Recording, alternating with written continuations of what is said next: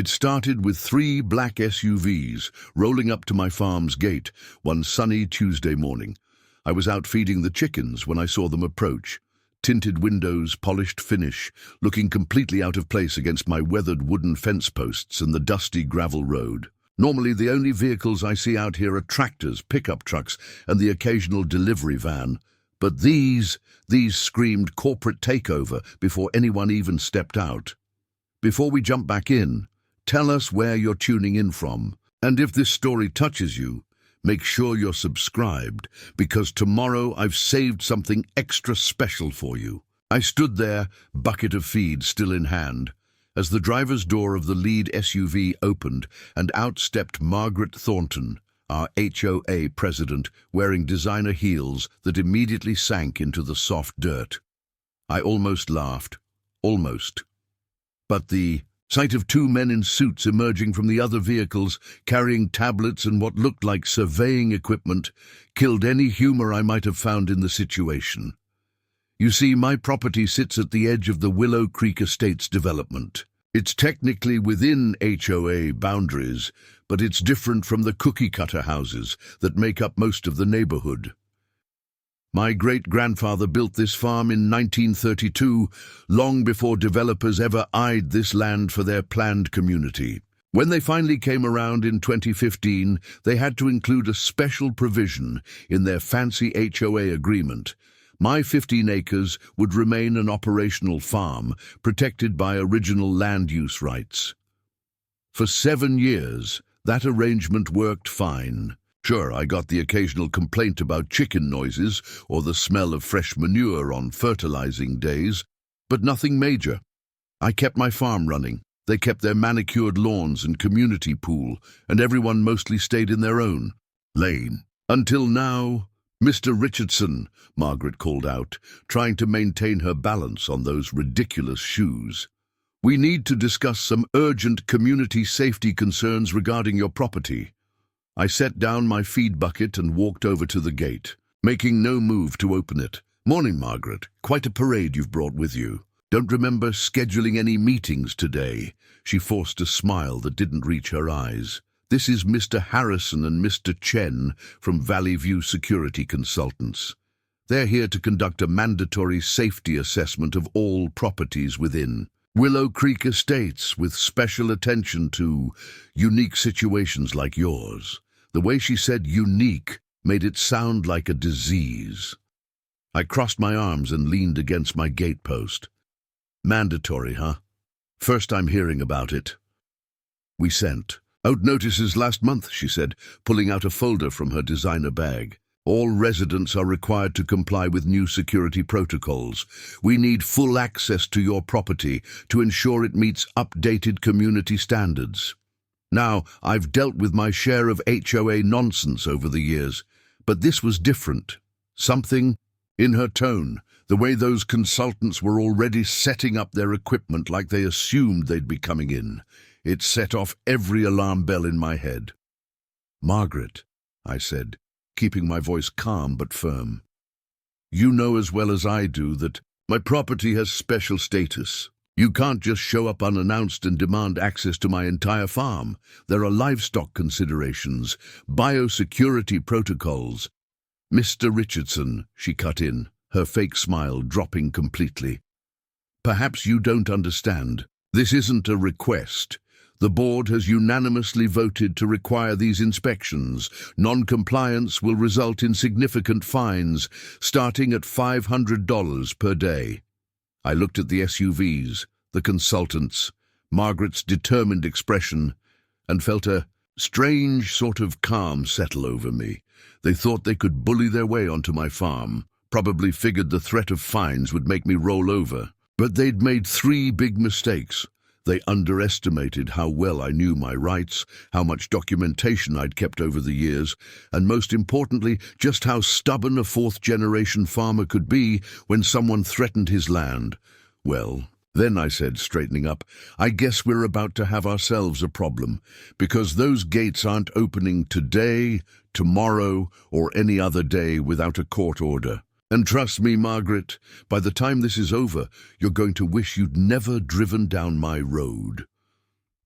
After watching Margaret and her entourage retreat down my gravel road in their pristine SUVs, I immediately called my neighbor, Jack Torres. His family runs the local feed store, and more importantly, his property sits right next to mine, another holdout from before the development took over.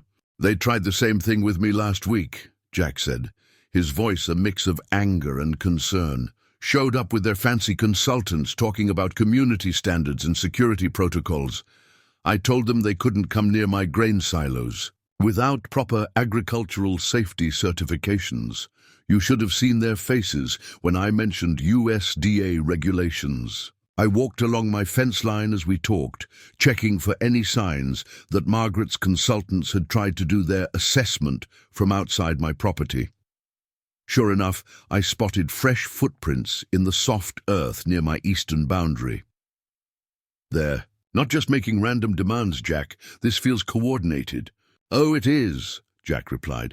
My daughter Emily, you know she works at the county records office. She overheard something interesting last week. Apparently some developer's been filing paperwork for a major project in our area.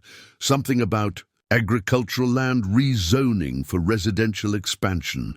My stomach dropped. I stopped walking and leaned against my tractor, looking out over my fields where the corn was just starting to come up. This land had been in my family for 4 generations. My great-grandfather had worked this soil during the Dust Bowl, my grandfather had modernized the irrigation systems in the 60s, and my father had transformed it into one of the most successful organic farms in the county. Now some developer wanted to turn it into more cookie-cutter houses. There's more, Jack continued. Remember Tom Davidson owned that old apple orchard on the north side of Willow Creek? His daughter called me yesterday, said the HOA hit him with so many fines and violations last month that he's considering selling. They cited him for everything: equipment storage, worker parking, even the height of his apple trees. I felt my jaw clench. Tom's orchard was a local institution. His family had been selling apples and cider at the county fair since before I was born. They're trying to push us out, aren't they? Make it so difficult to operate that we'll give up and sell. That's my guess, Jack agreed. But here's something they don't know. I've been talking with other farmers in the area.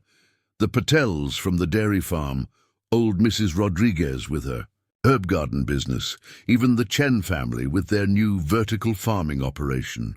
We're all getting similar pressure from different HOAs. It's happening all over the county. I pulled out my phone and started taking pictures of the footprints and other evidence of the consultant's presence. We need to document everything.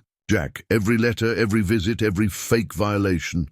If they want to fight, we need to be ready. Already on it, he said.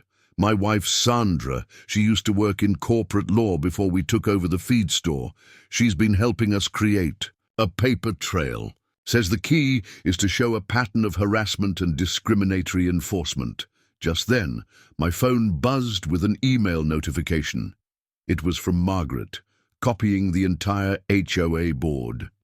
The message was short but clear.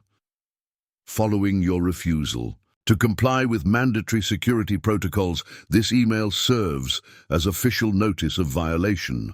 Fines will begin accruing in 48 hours unless full property access is granted to our consultants. Additionally, concerns have been raised about potential environmental impacts of your agricultural activities on neighboring properties. An emergency board meeting has been scheduled for Thursday evening to discuss these issues. I read the email to Jack, who let out a low whistle. Environmental impacts? That's a new one. They're really throwing everything at the wall to see what sticks. Thursday's meeting should be interesting, I said, already forming a plan. Think you can get word out to the others? If they want to talk about environmental impacts, maybe we should all show up and have a real discussion about how their precious development storm drainage has been affecting our water tables. I'll start making calls, Jack promised. And, Spencer, be careful. These people, they play dirty. Last week, someone filed an anonymous complaint about our feed store's delivery trucks disturbing the peace. Had city inspectors out here at 6 a.m. measuring noise levels. After hanging up, I stood in my yard for a long moment, watching the sun set over my fields. The evening light caught the weathered wood of the barn my grandfather built, the same barn where I'd learned to milk cows as a kid. In the distance, I could see the uniform rooftops of Willow Creek Estates creeping closer like an invasive species. They thought they could bully a farmer off his land with fines and fake violations. Well, they were about to learn what happens when you mess with someone who spent their whole life dealing with things a lot tougher than an HOA board. I headed inside to my office, ready to dig through every piece of paperwork I'd saved over the years. Thursday's meeting wasn't going to go the way Margaret expected, not by a long shot. Before I get into what happened next, you need to understand something about Riverside County and how my farm fits into it. Back in the 1930s, this whole area was nothing but farmland, rich soil, good irrigation from the river, and enough space for families to build something real.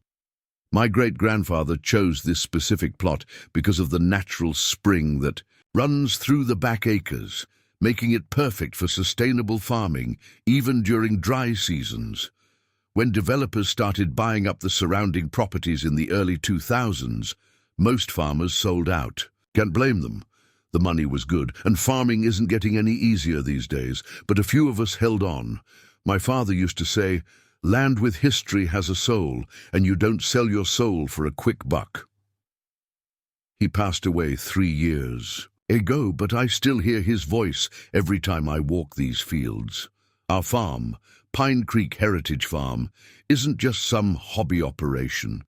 We supply organic produce to 5 local farmers markets, run a successful CSA program that feeds over 200 families, and our heritage breed chickens provide eggs to most of the high-end restaurants in town. We've also got an educational program where local schools bring kids out to learn about sustainable farming. Last year alone, we hosted over 1,000 students. The irony is, when Willow Creek Estates was first built, they actually used our farm as a selling point. Their brochures had pictures of our red barn and rolling fields, advertising luxury living with a rustic backdrop and farm-to-table living. They even asked to use our name in their marketing materials, talking about how residents would be neighbors to the historic Pine Creek Heritage Farm. Preparing and narrating this story took us a lot of time, so if you are enjoying it, subscribe to our channel. It means a lot to us. Now back to the story. That changed about 6 months ago when Margaret Thornton became HOA president. She replaced old Bill Cooper, who'd been president since the development opened. Bill was reasonable. He understood the value of having a working farm nearby. He'd even help coordinate with local schools for farm visits. But Margaret, she came from some big city development firm, full of ideas about modernizing the community and maximizing property values. I started noticing small changes first. The community newsletter stopped mentioning our farm events. Then they put up these fancy new signs at the development entrance that conveniently left us off the neighborhood map. The walking trail that used to let residents easily visit our farm stand. Suddenly, it needed emergency maintenance and has been closed for months, but it wasn't just us. The whole character of the area began shifting. The Willow Creek Estates website removed all mentions of rural charm and started talking about exclusive luxury living instead. They installed bright security lights that stay on all night, disturbing our chickens' laying patterns. Their new landscaping company started using heavy-duty pesticides that drift over to our organic fields on windy days. I've got documentation of all of this, every change, every coincidence that made it harder for us to operate. My father taught me well about keeping records. In his desk drawer, I found a folder labeled "Just in Case," filled with every piece of correspondence with the development since they first broke ground, including, most importantly, the original agreement they signed acknowledging our farm's protected status. This morning, before Margaret's surprise visit, I'd actually been reviewing those documents. There had been rumors about new development plans, and something felt off. The HOA had been unusually quiet lately. No complaints about farm smells, no passive-aggressive emails about tractor noise. It was like the calm before a storm. Now, I understood why. This security assessment wasn't about safety at all. It was about finding ways to declare our farm non-compliant with their precious community standards.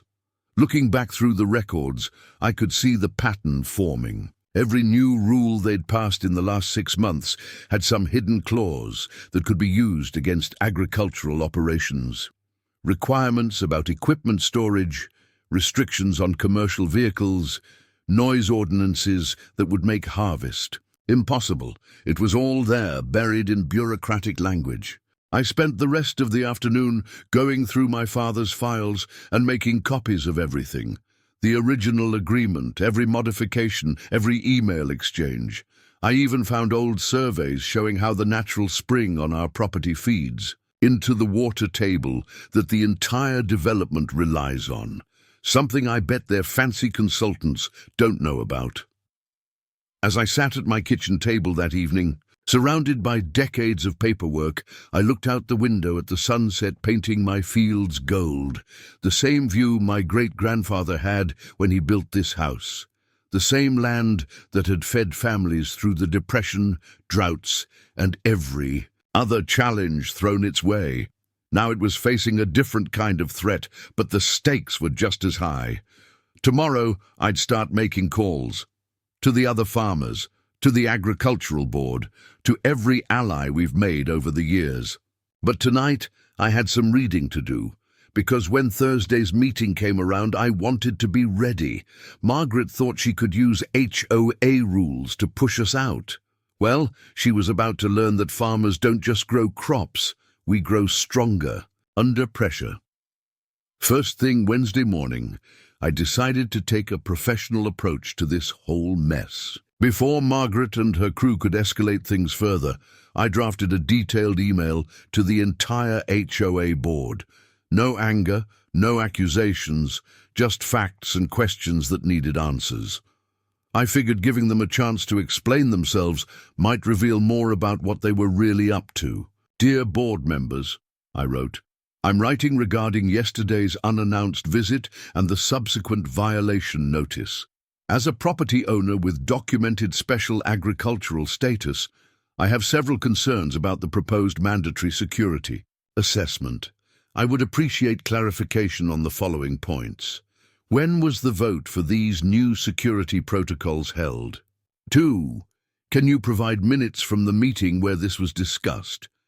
What specific safety concerns are being addressed? How does this align with our property's protected agricultural status? What qualifications do your consultants have regarding agricultural safety? I attached copies of our original agreement and the agricultural protection clauses, just as a friendly reminder. Then I hit send and waited. The response came faster than I expected, but not from Margaret. It was from Robert Chen, the board's treasurer.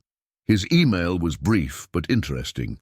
Mr. Richardson, I need to inform you that the board's recent actions regarding your property have raised some concerns among other members. Would you be available for a private discussion before Thursday's meeting? Now that was unexpected. Robert had always been quiet during HOA meetings, usually buried in budget reports and barely saying a word. But something in his message felt genuine. I called him immediately. Listen, Robert said in a hushed voice after I introduced myself. I can't say much over the phone, but there are things about these new security protocols that don't add up. The financials for this consulting firm, they're irregular. And, Margaret pushed the board to approve them without proper review. I grabbed my notebook and started taking notes. What do you mean by irregular? The consulting firm, Valley View Security, they were incorporated just 3 months ago, and their mailing address? It's a virtual office in Delaware, but they're charging us premium rates, higher than any established. security firm in the state. The pieces were starting to fit together. And the board approved this without questioning it? Robert sighed. Margaret called it an emergency measure, said there had been security concerns from residents, but when I asked to see the complaints, she said they were confidential. That's not normal procedure. Just then, another email notification popped up on my screen. This one was from Margaret, and her tone was markedly different from yesterday. Mr. Richardson, while we appreciate your concerns, the board's decision is final. The security assessment is mandatory for all properties within Willow Creek Estates. Without exception, your historical status does not exempt you from current community safety requirements. Furthermore, your continued resistance raises questions about what you might be trying to hide from reasonable safety inspections. Rest assured, the board is prepared to take all necessary enforcement actions, including liens on your property if needed. We suggest you reconsider your position before Thursday's meeting. Regards, Margaret Thornton, President, Willow Creek Estates, HOA. I forwarded the email to Robert. Does this sound like normal HOA protocol to you? Not even close, he replied. Listen, I need to go, but check your mailbox this afternoon. I'm sending you something you should see before tomorrow's meeting. And Mr. Richardson, be careful. Margaret has friends in the county zoning office. After hanging up, I sat back and processed everything. A newly formed security company, rushed approvals, threats of liens, and connections to zoning officials. This wasn't just about security assessments anymore. They were building a paper trail, looking for any excuse to declare my farm non-compliant.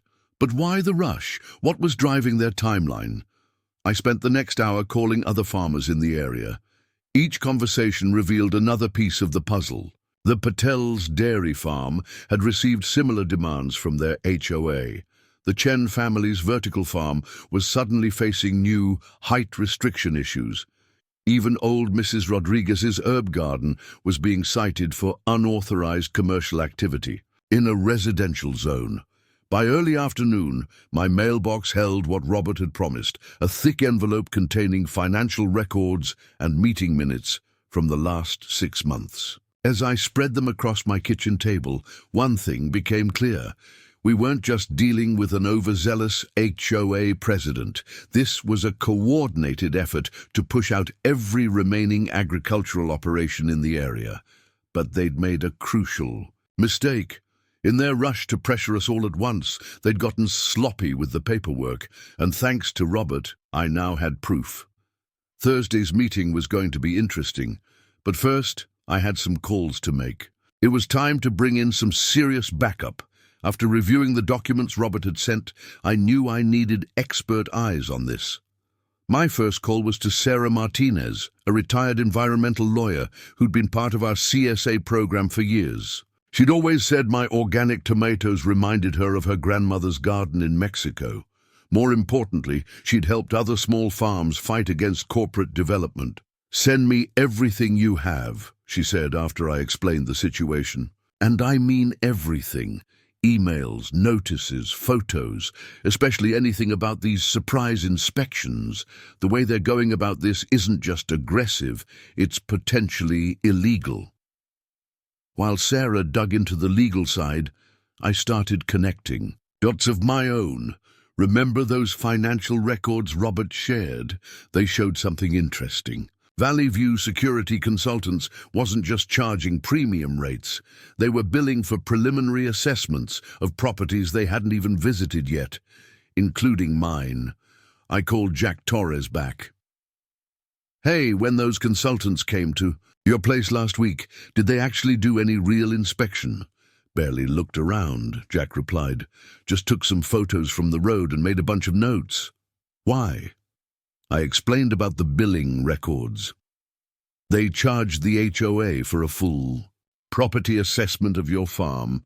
20 hours of work at $200 per hour. Jack's curse was colourful enough to make a tractor mechanic blush. 20 hours. They weren't here more than 15 minutes. This got me thinking.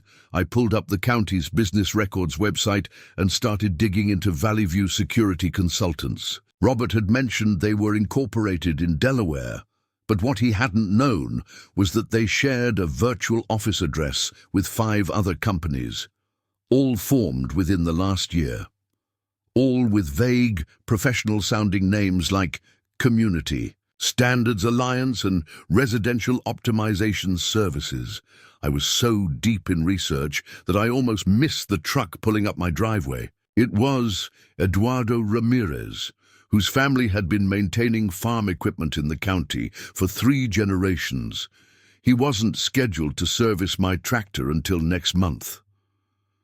"Thought you should know," he said after I met him at the gate. "Margaret's husband came by our shop yesterday. Wanted to know if we had any records of safety violations or equipment issues on your farm. Offered to pay cash for the information." My blood boiled, but I kept my voice steady. "What did you tell him?" Eduardo grinned. "Told him all our client. Records were confidential. Then I called every other equipment shop in the county to warn them. Nobody's going to help them build a fake case against you, amigo." As Eduardo drove off, my phone buzzed with a text from Sarah. "Found something big. These security protocols they're pushing, copy-pasted from a development project in Arizona, same company, different name, ended with 3 family farms being declared public safety hazards and sold to developers. Call me ASAP." The pieces were falling into place. This wasn't just about my farm or even our local agricultural community. It was a tested playbook. Use HOA regulations to declare farms unsafe, force expensive improvements, and eventually push owners to sell when they can't keep up with the costs and fines. I spent the next few hours making more calls and gathering more information. Emily Torres from the County Records Office sent over recent rezoning applications. The Patels shared emails from their HOA, showing eerily similar language about security assessments. Even Mrs. Rodriguez's grandson, who worked at the local coffee shop, reported overhearing Margaret discussing Phase 2 development opportunities with someone last week. By late afternoon, Sarah had compiled everything into a comprehensive timeline. The pattern was clear. 6 months ago, right when Margaret became HOA president, a series of companies started forming. 2 months later, the first wave of new HOA regulations hit. Now, they were moving into the enforcement phase, targeting every remaining agricultural property in a coordinated assault. "They're not just being aggressive," Sarah explained over the phone. "They're sloppy, probably because this usually works. Most small farmers can't afford a lengthy legal battle, so they give up and sell. But they didn't count on you having these records, or on Robert providing those financial documents." I looked out my window at the setting sun casting long shadows across my fields. Tomorrow's HOA meeting was looking more interesting by the minute. Not only did we have proof of their scheme, but we had evidence of financial irregularities, possible fraud, and clear patterns of targeted harassment. "One more thing," Sarah added before hanging up. "Don't let them know what we've found. Not yet. Let them walk into tomorrow's meeting thinking they've got you cornered. Sometimes the best defense is letting your opponent underestimate you." I smiled, watching the last rays of sunlight glint off my great-grandfather's old barn. Tomorrow, Margaret and her consultants would learn what happens when you try to bully a farmer who's done his homework. Early Thursday morning, just as the sun was coming up, I noticed something that made my stomach turn. Small yellow flags had been placed along my entire property line overnight, the kind utility companies use to mark underground lines. But these weren't from any utility company. Each flag had VV Security Assessment printed on it in bold, black letters. I was documenting the flags with my phone's camera when Jack's truck came roaring up my driveway, kicking up dust. He didn't even wait to turn off his engine before shouting out his window, "They're surveying the whole area, not just marking boundaries, they've got drones up." Sure enough, as I looked up, I could see a small drone hovering over the far end of my cornfield. This wasn't just about property lines anymore. They were doing aerial surveillance of our farms. I quickly started recording video of the drone with my phone. "They hit everyone at once," Jack continued, finally turning off his engine and jumping out. "The Patels, Mrs. Rodriguez, even the Chen's vertical farm operation. Yellow flags everywhere, and these drones doing grid patterns over our properties." I checked the time, 6:45 a.m. Pretty early for their security consultants to be working, isn't it? "That's the thing," Jack said, lowering his voice despite us being alone. "Emily was driving to work early and saw them setting up before dawn. Said they had floodlights and everything, like some kind of covert operation. And get this, the vehicles didn't have Valley View security logos. They were unmarked white vans." Just then my phone buzzed with a group text from Sarah Martinez. "Everyone check your property lines now. Yellow flags are not official survey markers. Document everything but do not remove them. They're trying to establish a pattern of access without protest." As I was reading Sarah's text, another drone appeared, this one hovering closer to my house. I could see the Valley View security logo clearly on its side. The drone was carrying something that looked like a thermal imaging camera. "They're scanning our buildings," Jack realized, pointing at the drone. "Probably looking for heat signatures, trying to map out our operations." I remembered something from the documents Robert had shared, a line item in Valley View's contract about thermal compliance verification. At the time, it had seemed like meaningless corporate jargon. Now it made sense. They were gathering data about our facilities, probably hoping to find something they could claim was unsafe or non-compliant. My phone started blowing up with messages from other farmers, Mrs. Rodriguez. "They're photographing my herb drying shed." "Tom Davidson, drone just went through my entire orchard. Pretty sure it's scanning my irrigation system." "The Patels, they're hovering over our dairy barn. Our cows are getting spooked." I was about to respond when a new message came in from Robert. "Emergency meeting called for 9 a.m. Margaret claiming serious safety concerns identified during early morning assessment. Trying to push through immediate action before regular evening meeting." "They're not even trying to be subtle anymore," Jack muttered, reading the message over my shoulder. "No," I agreed. "They're getting desperate. Look at this." I showed him my laptop, where I'd been tracking the drone footage. "They're focusing on specific areas, water sources, power connections, primary structures. This isn't a security assessment, it's a development survey." As if to confirm my suspicion, another unmarked van pulled up to my gate. Two men in generic work uniforms got out and started taking photos of my front entrance. When I walked toward them, they quickly jumped back in their van and sped off. "Document everything," Sarah texted again. "Photos, videos, times, locations, and check your property records, any easements or access rights they might try to claim." I spent the next hour walking my entire property line with Jack, photographing every yellow flag and noting its location. We counted 147 flags in total, forming a precise grid pattern across my farm. Some were placed well inside my property line, a clear trespassing violation. The drones kept buzzing overhead, but now we noticed they were following a specific pattern, hovering longer over certain areas.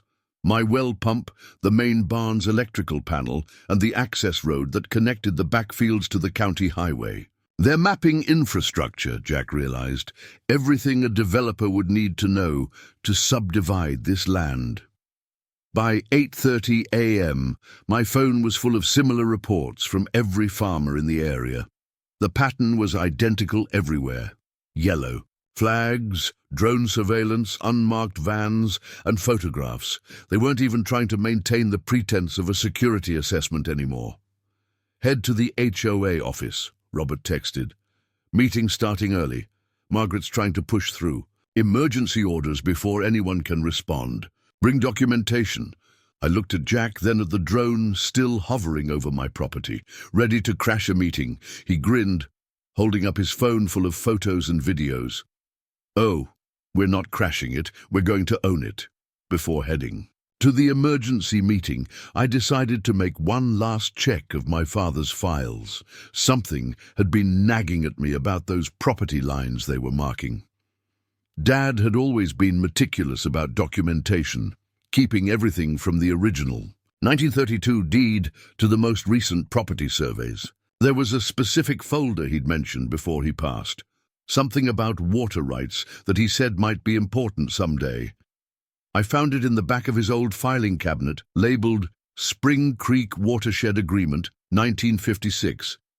Inside was a document that made me sit down hard in his old leather chair, my hands shaking slightly as I read through it. It wasn't just about water rights. It was about everything. I called Sarah Martinez immediately. I need you to look at something right now. Can you meet me at your office before the HOA meeting? 20 minutes later, I was spreading the documents across Sarah's desk while Jack paced nearby. The more Sarah read, the wider her smile grew. This isn't just a game changer, she said finally, looking up from the papers. This is a game ender. Your father was a brilliant man. The 1956 agreement wasn't just about the natural spring on our property. It was a comprehensive environmental impact covenant signed by the county, state environmental agency, and all property owners in the watershed area. It predated any development and, crucially, had never been superseded by later agreements. Look at this clause. Sarah pointed to a highlighted section. Any modification to land use within the watershed area requires unanimous consent from all original property holders or their direct descendants. And your spring, it feeds the aquifer that supplies water to the entire area, including Willow Creek Estates. But the development was approved, Jack said, confused. They built all those houses. Yes, Sarah nodded. Because at the time, your father and the other farmers gave limited consent for residential development with specific conditions. One of those conditions was the preservation of existing agricultural operations. It's right here in the addendum. I leaned forward, reading the section she indicated. So, when they built Willow Creek Estates, they had to agree to protect the farms. It wasn't just some HOA exemption they graciously granted you. It was a legally binding requirement for their water rights. Without maintaining those agricultural buffers, their entire development would be in violation of state environmental law. Jack whistled low. No wonder they've been trying to push us out through the HOA. They couldn't do it legally through normal channels. Sarah was already making copies of everything. This is why they're moving so fast now. Look at the filing dates on those rezoning applications. They're trying to push everything through before the 50-year environmental impact review that's coming up next month. I checked my watch. The emergency meeting would be starting soon. What's our play here? Go to their meeting, Sarah said, handing me a set of copies. Let them make their accusations about safety concerns and non-compliance. Let them show their drone footage and survey markers. Let them paint their whole picture of why the farms need to be brought up to code. And then, her smile was downright predatory. And then we remind them that their entire development exists only because of an agreement they're now trying to violate. An agreement that, if broken, would require an entirely new environmental impact study and water rights assessment, which they'd fail, I realized, because they've already exceeded the original development density limits. Exactly. They'd have to tear down houses to come into compliance. Can you imagine what that would do to their property values? As we drove to the HOA office, I thought about my father. He'd seen this coming decades ago, quietly putting protections in place that would long outlast him. All those times he'd insisted on keeping every document, every survey, every agreement. He was building a fortress of paper to protect our land. The HOA office parking lot was full when we arrived. Margaret's SUV was parked in the reserved spot, and I could see the Valley View security consultants' vehicles lined up nearby. Through the windows, I could see people filing into the meeting room, looking tense. "Ready?" Jack asked as we gathered. "Oh, documents." I patted the folder containing copies of the watershed agreement. They thought they could bully us off our land with fake security concerns and bogus violations. Time to show them what real legal authority looks like. As we walked toward the building, I saw Robert watching through the window. He gave a slight nod. He'd managed to delay the start of the meeting until we arrived. Inside, Margaret and her consultants were setting up a projector, probably preparing to show their drone footage and survey data. They had no idea what was coming. Sometimes the best defense isn't just having a good hand, it's letting your opponent build their entire case before revealing you've held the winning cards all along. Before the meeting started, I decided to run a little test of my own. With the watershed agreement in hand, I now knew exactly where my legal boundaries lay, and it was time to see just how far Margaret and her crew would go when provoked. I stepped up to the podium where Margaret was arranging her papers. "Before we start, I'd like to formally request that all unauthorized surveillance equipment be removed from my property immediately." Margaret looked up, her practiced smile barely masking her annoyance. "Mr. Richardson, the security assessment is a board-approved measure. Those drones are perfectly legal and necessary for our community's safety evaluation." I pulled out my phone and started an audio recording, something Sarah had suggested. "So you're officially claiming responsibility for the drones currently, hovering over my agricultural operations?" "Of course," she replied dismissively. "Valley View Security is conducting these assessments under HOA authority." "Perfect." I had her on record taking responsibility. I turned to the two consultants who were setting up their presentation. "In that case, I assume you have all the required agricultural drone operation permits, and you've filed flight plans with the FAA for operations over active farmland." The consultants exchanged nervous glances. One of them started shuffling through his papers, while the other pulled out his phone, presumably to check regulations. "This is ridiculous," Margaret cut in. "We don't need special permits for routine security inspections." "Actually," Jack spoke up from his seat, "federal law requires specific certifications for drone operations over agricultural facilities. Something about protecting food supply chains from unauthorized surveillance. Homeland Security got pretty serious about it after 9/11. I could see the color draining from the consultants' faces. One of them was now frantically typing on his phone, probably looking up the regulations Jack had mentioned. "And those yellow flags you placed on my property. Overnight," I continued, "I've documented their locations. Many are well inside my property line. That's criminal trespassing. Would you like to explain how they got there?" "Our team was careful to stay within easement boundaries," Margaret insisted, but I noticed she wouldn't meet my eyes. I pulled out a copy of my property survey. There are no easements on the north and west boundaries of my farm, yet somehow dozens of flags appeared there before dawn. "Care to explain that?" The room had gone quiet. Other homeowners were watching the exchange with growing interest. I noticed Robert hiding a smile behind his budget reports. "If you're going to obstruct necessary security measures," Margaret said, her voice taking on a threatening tone, "the board will have no choice but to pursue enforcement actions." That was my cue.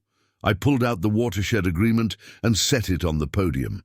"Speaking of enforcement actions, I've been reviewing some interesting documents. Did you know that Willow Creek Estates water rights are contingent on maintaining active agricultural operations in the watershed area?" Margaret's hand froze over her papers. "I don't see how that's relevant to today's meeting." "Oh, it's very relevant," I replied, enjoying how her composure was cracking. "Because any attempts to interfere with those agricultural operations would constitute a violation of state environmental law, the kind of violation that could trigger a full environmental impact review. One of the consultants had stopped setting up their equipment and was now paying very close attention to our conversation. I decided to twist the knife a little further. In fact, I continued, I've already submitted a request for review to the State Environmental Agency. They're particularly interested in your unauthorized drone surveillance of watershed protection areas. Did you know the spring on my property is classified as a critical water resource? Margaret's face had gone from pale to flushed. She quickly gathered her papers. We need to take a brief recess to review some documentation. The meeting will resume in 15 minutes. As she hurried out with her consultants in tow, I noticed several homeowners taking out their phones, probably looking up what I'd said about water rights. Jack walked over grinning. That bit about Homeland Security was inspired, I told him. Wasn't entirely made up, he replied. There really are regulations about drone surveillance over farms, but watching those consultants panic was worth every minute of research. Robert joined us, speaking quietly. Margaret's on the phone with someone right now. Looks pretty agitated. What exactly is in that watershed agreement? I smiled. Let's just say the real estate developers who built this place weren't as thorough in their legal research as they should have been. And my father was a lot smarter than they gave him credit for. Through the window, I could see Margaret pacing, in the parking lot, gesturing frantically as she talked on her phone. The drones that had been hovering over my property were now returning to their operators, landing one by one. Round one had gone exactly as planned. Now it was time to see how they'd react when they realized just how badly they'd underestimated. A simple farmer who'd done his homework. The 15-minute recess stretched to 30, then 45 minutes. Through the office windows, we could see Margaret huddled with her consultants in the parking lot, papers spread across the hood of her SUV. Every few minutes, someone new would join their panicked conversation via phone. While we waited, homeowners in the meeting room started talking among themselves. I could hear fragments of conversations: water rights, environmental review, property values. Robert was quietly circulating, answering questions and directing people to public records they could check themselves. Finally, Margaret returned, her perfect composure notably ruffled. The consultants followed, looking considerably less confident than they had earlier. One of them was carrying a significantly thinner stack of papers than they'd brought in originally. After reviewing some additional documentation, Margaret announced, trying to sound authoritative, we've decided to temporarily suspend the security assessment program for further legal review. However, she added quickly, fixing me with a hard stare, this does not change the fact that we have documented numerous violations of HOA guidelines on your property, Mr. Richardson. She pulled out a thick manila envelope.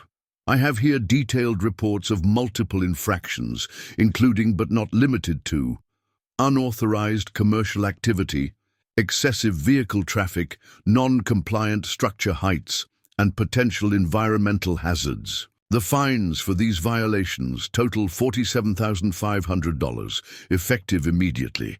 A murmur ran through the room. It was a staggering amount, clearly designed to force my hand. I noticed several homeowners looking at me with sympathy. They'd probably faced similar tactics on a smaller scale. I assume you have proof of these violations? I asked calmly. Margaret smiled, probably thinking she had me cornered. Our assessment team has thoroughly documented everything. Would you like to see the photos? Actually, I replied, I'd like to see the HOA's legal authority to issue these fines, because according to Article 7 of the original HOA agreement, all enforcement actions against agricultural properties require a full board vote and a 30-day notice period. Do we have records of those votes? Robert spoke up from his treasurer's seat. No such votes are recorded in our minutes. Furthermore, I continued, pulling out another document from my folder, any modifications to the original HOA guidelines affecting watershed protection areas, which my entire property is designated as, require approval from both the State Environmental Agency and the County Water Board. Have those approvals been obtained? Margaret's smile faltered. These are standard HOA regulations, which don't apply to protected agricultural properties, I cut in. And speaking of protection, let's talk about those drone surveillance photos. You're so eager to share, because I've got some interesting photos of my own. I connected my phone to the room's projector. Up popped the images I'd taken that morning. The yellow flags placed illegally on my property, the unmarked vans, the drones operating before dawn. This isn't just HOA overreach, I explained to the room.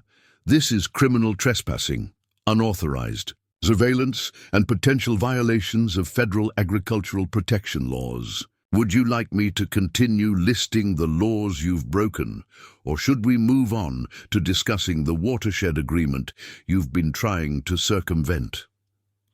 Margaret's face had turned an interesting shade of red. These accusations are completely true, Jack interrupted, standing up, and we've got documented evidence of similar actions against every agricultural property in the area. Almost like it was coordinated. I turned back to Margaret. So here's what's going to happen. Every fine you've levied against my property and every other farm in this community is going to be immediately rescinded. All surveillance equipment will be removed. Those yellow flags will be gone by sunset. And if I see another security consultant anywhere near my property, my next call won't be to you. It'll be to the State Environmental Protection Office and my lawyer. The room had gone completely silent. Margaret looked like she was about to explode, but one of her consultants grabbed her arm and whispered something urgently in her ear. "This isn't over," she hissed, gathering her papers. "You're right," I agreed, because next week we'll be having a special meeting to discuss the board's apparent misuse of HOA funds to hire an unqualified security firm with suspicious corporate connections. I'm sure all the homeowners will be very interested in where their dues have been going. That hit home. Several people in the room started whispering and looking at their HOA payment statements. Margaret practically fled the room, her consultants scrambling to keep up. As the room erupted in conversation, Robert walked over to me. "That was impressive," he said quietly.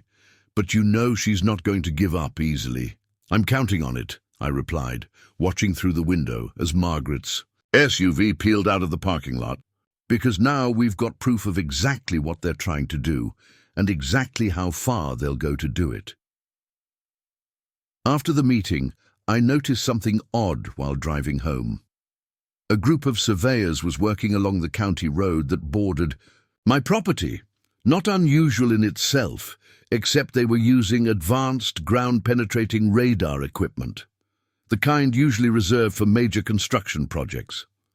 I pulled over and watched them through my truck's side mirror. They were methodically scanning the ground near the water main that connected Willow Creek Estates to the county system.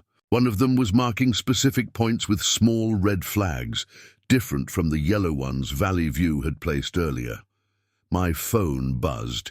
It was Emily Torres from the county records office. "You need to see this," she said without preamble. "Remember those rezoning applications I mentioned? They're part of something bigger, much bigger." 20 minutes later, I was standing in her office, looking at a map that made my blood run cold. The rezoning applications weren't just for our farms.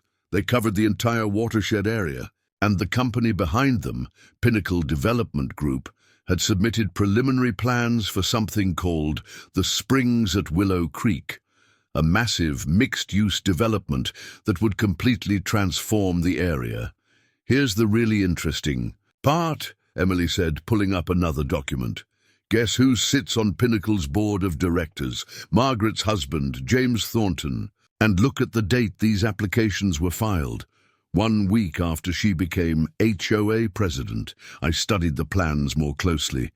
The proposed development would require enormous water usage, far more than the watershed could sustainably provide. Unless the surveying team, I realized.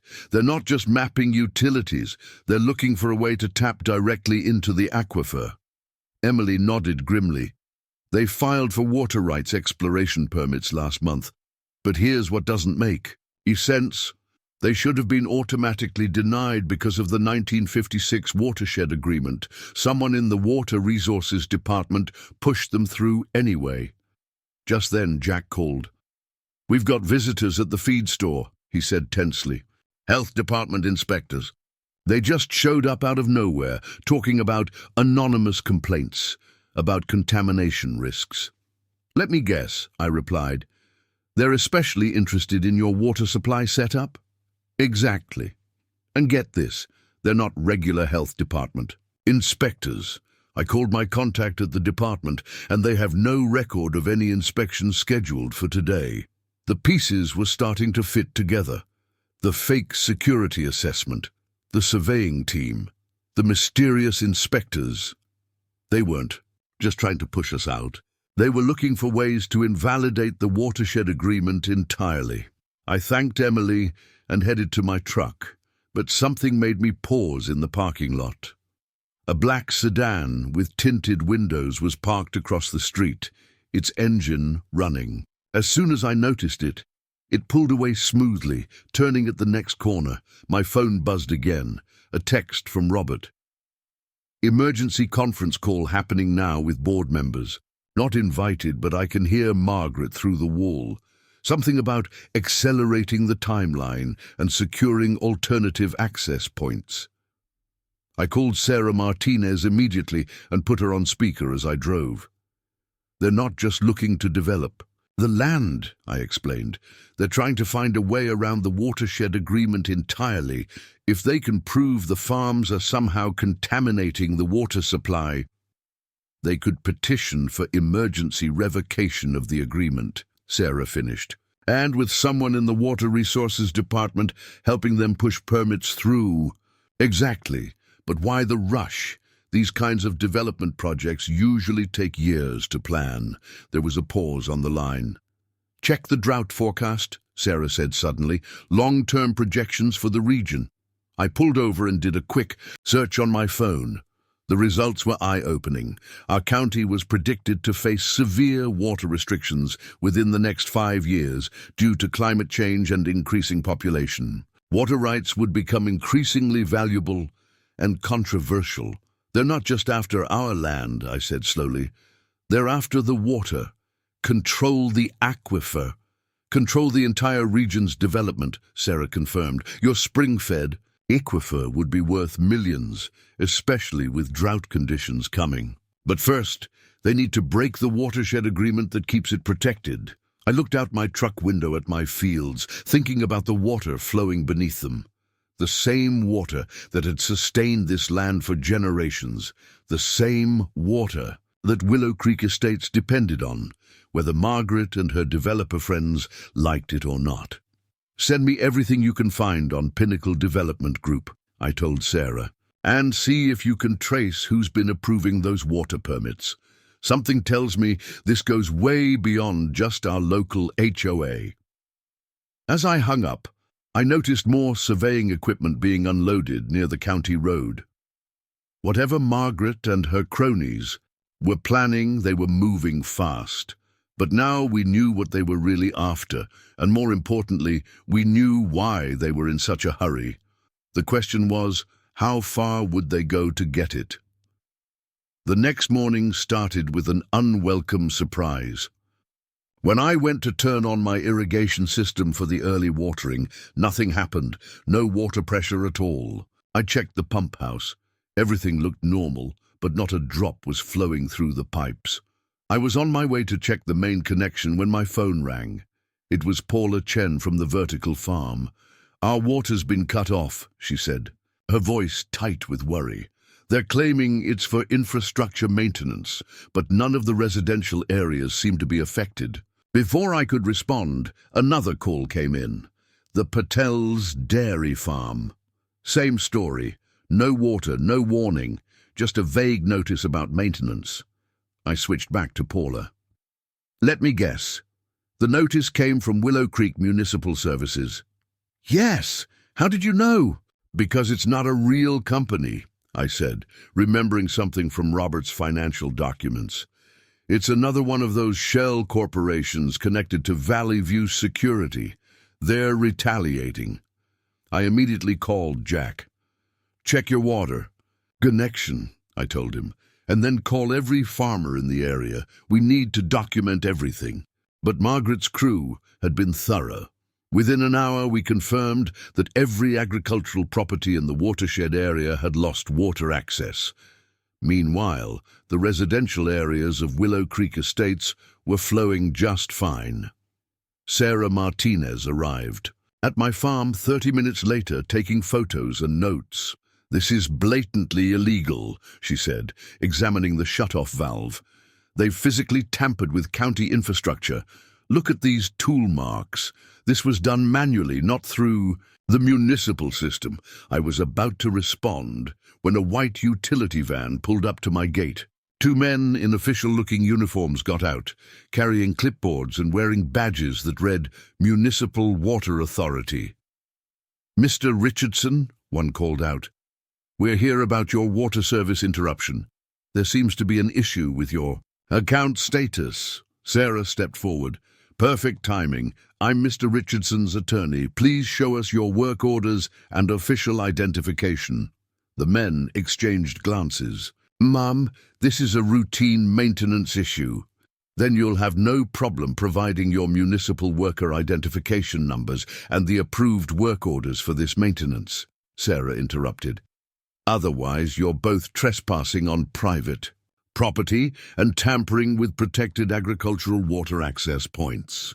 They retreated to their van quickly after that, but the message was clear. Margaret and her developers weren't playing around anymore. My phone buzzed with a text from Robert. Emergency notice just went out to all residents. Claims agricultural. Properties are under investigation for water contamination. Says service interruption is preventative measure to protect residential supply. They're trying to turn the community against us, Jack said when I called him. Already got 2 complaints from neighbors about their property values being at risk because of unsafe farming practices. I walked my property line, documenting everything with photos and video. The surveying team from yesterday was back, now openly taking soil samples near my spring. When they saw me watching, they didn't even pretend to leave, just kept working, like they had every right to be there. Sarah was already on the phone with the State Environmental Protection Office, but we knew bureaucracy moved slowly. Meanwhile, I had livestock that needed water, crops that needed irrigation, and a dairy farm down the road that couldn't operate without its water supply. They're counting on us getting desperate, Sarah said, hanging up her phone. If we cave and sign their new agreement to get the water turned back on, we lose our legal protection under the watershed contract. Just then, Mrs. Rodriguez pulled up in her old pickup truck. She rolled down her window, looking worried. They just shut off my greenhouse sprinkler system. My entire herb crop will die without water by tomorrow morning. I looked at my fields, then at the spring that had sustained this land for generations. Margaret thought she could force us out by turning off our water. She'd forgotten something important. Farmers don't survive this long without learning how to handle emergencies. Sarah, I said, how illegal would it be to implement an emergency water sharing system between properties? She thought for a moment. If it's temporary and only uses your existing water rights. Actually, the watershed agreement specifically allows for cooperative water management between agricultural properties in times of crisis. I smiled for the first time that morning. Mrs. Rodriguez, call everyone. Tell them to bring every water tank, cistern, and portable pump they've got. Jack, remember that old fire hose system your father installed? Time to put it to use. Margaret, wanted to play hardball with water access? Fine. She was about to learn that farming communities have been helping each other survive tough times since long before HOAs existed.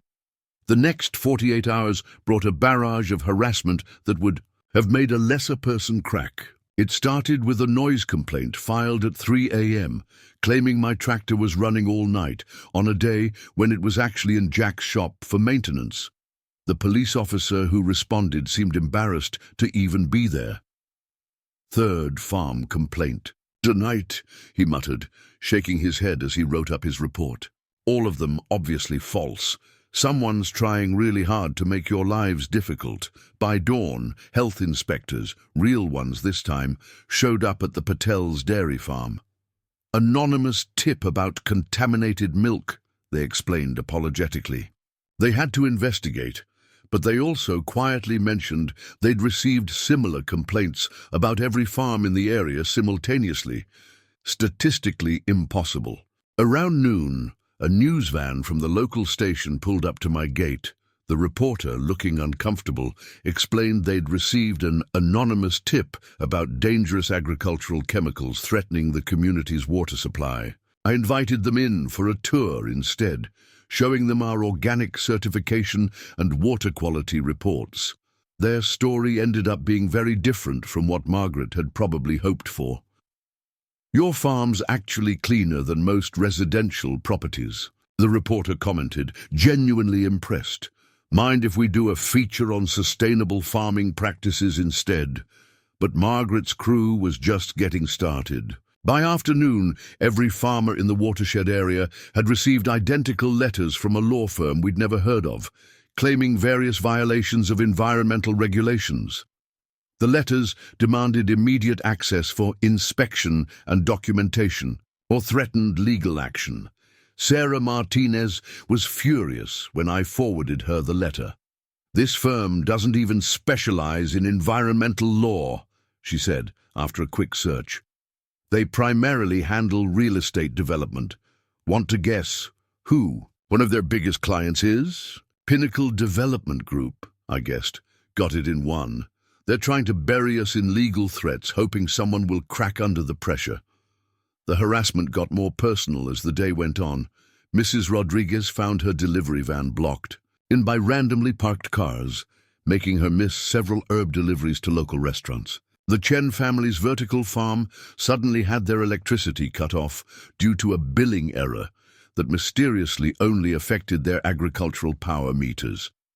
But the most blatant attack came during my afternoon equipment check. I was inspecting the temporary water distribution system we'd set up when a drone appeared overhead, hovering much lower than legally allowed. As I watched, it deliberately flew into the branches of an old oak tree, crashed, and landed in my field. Within minutes, Margaret herself arrived with 2 police officers, claiming I had maliciously damaged their inspection equipment. She had photos of the crashed drone in my field and was demanding immediate compensation. "Interesting," I said, pulling out my phone. "Would you like to see my video of your drone operator deliberately crashing it? Or should we discuss the FAA regulations about minimum flight heights over agricultural land?" The officers, already tired of being used as pawns in this game, quickly determined there was no case to pursue. Margaret left in a fury, but not before promising this wasn't over. "They're getting desperate," Jack commented when I told him about it later. "Making mistakes. Did you see their latest move, though?" He showed me a new notice posted on the Willow Creek Estates Community Board. It claimed that recent water quality tests had shown concerning levels of agricultural runoff and announced an emergency meeting to discuss community health and safety measures. They haven't even done any new water testing, I pointed out. "We've had independent monitoring in place since they tried to shut off our water." "Facts don't matter to them anymore," Jack replied. "They're trying to create a panic. Look at the comments." The online discussion was already filling with worried homeowners. Some were calling for immediate action against the farms. Others were sharing unfounded rumors about health risks. Margaret and her allies were masterfully stoking fears about property values and safety. But they'd made a crucial mistake in their panic. The notice mentioned specific contaminants supposedly found in the water, contaminants that our organic farms hadn't used in decades. When I checked the chemical list against county records, something interesting emerged. "Sarah," I called, immediately. "Remember how we were wondering where those approved water permits came from? Check the contamination claims in their latest notice against historical testing data from Pinnacle's other development projects." There was a pause as she pulled up the records. "Oh, this is good," she finally said. "Those exact same contaminants showed up in a development they did last year, from their own construction runoff. They're so lazy they copied and pasted their own pollution data." "Document everything," I told her. "Every false complaint, every harassment attempt, every fake inspection. They think they can wear us down with constant attacks? They don't understand farmers very well, do they?" Sarah laughed. "You people deal with actual crises every day. This is just paperwork and bullies." Looking out over my fields as the sun set, I had to smile. They thought their lawyer letters and fake complaints would break us. They had no idea that every attack just made our evidence file thicker and our resolve stronger. With all the harassment escalating, I knew we needed to get more systematic about documenting everything. Sarah had emphasized that winning this fight would depend on proving a pattern of coordinated attacks, so I converted my old farm office into what Jack jokingly called our war room. I set up 3 large corkboards on the walls. The first board tracked every incident: fake complaints, inspections, legal threats, and harassment attempts. Each one got a note card with the date, time, and details connected by red string to show patterns. It looked like something out of a detective movie, but it helped us visualize how coordinated their attacks were. The second board mapped out all the shell companies and connections we discovered. Valley View Security connected to Willow Creek. Municipal Services, which connected to Pinnacle Development Group, which connected to Margaret's husband, and so on. The web kept growing as we uncovered more links.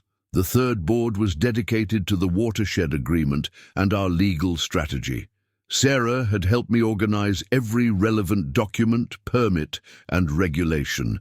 We had copies of everything: the original 1956 agreement, all subsequent modifications, water quality reports, and even historical aerial photos showing how the land had been used over the decades. "This is impressive," Paula Chen said when she stopped by to share some documents about her recent power outage. "Very CSI, Farm Edition." I was updating the incident board with her power company documentation when my security cameras pinged. Someone was walking along my fence line taking photos.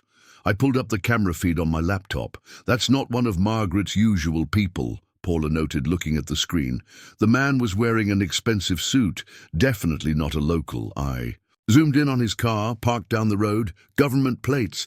"Call Sarah," I told Paula. "Then get Jack and the others. They need to see this." Within an hour, my office was filled with local farmers, all bringing their own documentation to add to our boards. Jack had records of every false complaint filed against his feed store. Mrs. Rodriguez brought logs of her block deliveries. The Patels had documentation of every surprise inspection they'd endured. "Look at the timing," Sarah pointed out, studying the incident board. "Every escalation follows the same pattern. First, they try to find violations. When that fails, they create problems and then claim we're at fault. When that doesn't work, they move on to direct interference with our operations." "But why the government plates today?" Tom Davidson asked. "That's new." I pulled up the security footage again. "They're not just trying to push us out anymore. They're building a case for government intervention, probably hoping to force an emergency environmental review, which would bypass normal procedures," Sarah agreed, "including the public comment period that would let the community weigh in." Just then, Robert called. He'd been quietly gathering evidence from inside the HOA office, carefully documenting everything he could access without raising suspicion. "You need to see these emails," he said. "Margaret's been corresponding with someone at the State Water Board. They're discussing expedited review procedures for cases of suspected aquifer contamination. Forward everything, Sarah instructed. And Robert, be careful. They're watching everyone now. As if to prove her point, another security alert pinged. Different car, different person, same behavior, photographing the property line. This time, they were focusing on the temporary water distribution system we'd set up after they cut off our supply. They're building a narrative, Sarah realized, watching the footage. First, they'll claim we're bypassing safety protocols with our emergency water system. Then they'll use that to justify bringing in state inspectors. Once they get government officials involved, they can push through their development plans under the guise of public safety, I finished. I looked at our evidence boards. Weeks of documented harassment, false claims, and coordination between supposedly separate entities. We had proof of everything, but proof only mattered if we could get someone to act on it before they succeeded in bringing in state authorities. Mrs. Rodriguez spoke up from where she'd been quietly studying the company connection board. My nephew works for the county clerk's office. He says there's been unusual activity lately. Lots of rushed paperwork, permits being processed ahead of schedule. They're accelerating their timeline, Jack said. Question is, why the rush? Sarah was already on her laptop searching public records. Here's why, she said, turning the screen to show us. State Water Board meetings are scheduled quarterly. Next one's in 2 weeks. If they can get their evidence of contamination documented before then, they can present it as an emergency requiring immediate action, I realized. No public comment period, no community input, just rushed approval based on their manufactured crisis. I stood up, studying our evidence boards. We had the proof to expose their entire scheme, but we were running out of time to use it. They only needed to maintain their harassment campaign for 2 more weeks. Then they could bypass the entire local approval process. We need to force their hand, I said finally. Make them show their real plans before they're ready. Sarah nodded slowly. You have something in mind? Actually, yes. I pointed to a particular document on the legal strategy board. Remember how the watershed agreement requires unanimous consent for any modifications? Let's give them exactly what they want, but with a twist they won't see coming. The impact of Margaret's campaign wasn't just hitting us farmers anymore. It was starting to affect the entire community in ways she hadn't anticipated. The first sign came when Lisa, who ran the popular farm-to-table restaurant in town, stormed into my kitchen looking furious. They're trying to destroy my business, she declared, slapping down a stack of papers. Health department showed up yesterday, claiming they'd received reports that I was serving contaminated produce from local farms. They went through everything, tested all my ingredients, scared my customers away. And guess what? They found absolutely nothing wrong, but the damage was already done. The restaurant had lost a full day of business, and rumors were spreading on local social media. My Yelp page is filled with fake reviews mentioning food safety concerns, Lisa continued, all posted in the last 24 hours, all saying the same. Things about unsafe local produce. While we were talking, Jack called. The feed store was facing similar attacks. Feed suppliers are getting anonymous emails claiming we're distributing contaminated grain, he said. They're trying to cut off our supply chain. 3 deliveries have been cancelled already. It wasn't just businesses either. The local elementary school had to suspend their popular farm-to-school program after receiving a threatening letter about liability concerns. The weekend farmers' market was suddenly facing new permit requirements that had never existed before. Mrs. Rodriguez's daughter, who taught at the school, came by later that afternoon. The kids are devastated, she told us. They loved their garden project. Some parents are actually crying. For many families, the produce they got through the school program was a major help with grocery bills. The Patels stopped by next, bringing news from their regular customers. People are scared to buy our dairy products, Mr. Patel explained. Someone's been going door to door in Willow Creek Estates, handing out flyers about agricultural contamination. Risks. They're targeting every farmer's customer base. I got up and added these new incidents to our evidence board. The pattern was clear. They were trying to isolate us by attacking not just our operations, but everyone connected to us. Then Tom Davidson arrived with even more disturbing news. They just condemned my Apple storage facility, he said, his voice shaking with anger. Some inspector I've never seen before showed up, took one look and declared it structurally unsound. That building's only 10 years old. Sarah Martinez was already on the phone, fighting fires on multiple fronts. They're getting sloppy, she said between calls. These inspectors they're sending, half of them don't even have proper credentials. They're just counting on people, being too intimidated to check. But their aggressive tactics were starting to backfire.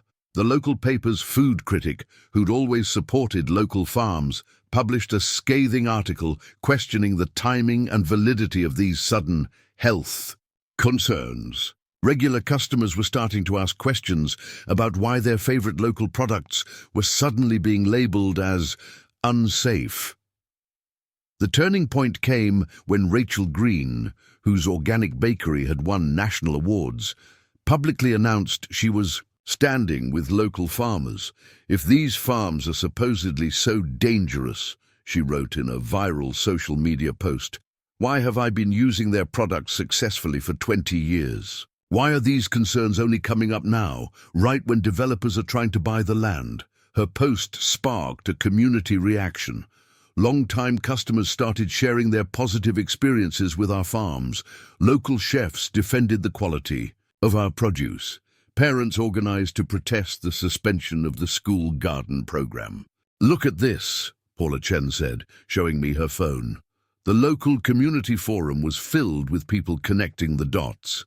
They were noticing how the safety concerns had suddenly appeared right after Margaret became HOA president, how the problems only affected farms that refused to sell, how the timing aligned perfectly with Pinnacle Development Group's permit applications. Even some Willow Creek Estates residents were speaking up. Our property values are high because of these farms, one homeowner wrote. The agricultural buffer zone and sustainable water management are what make this area special.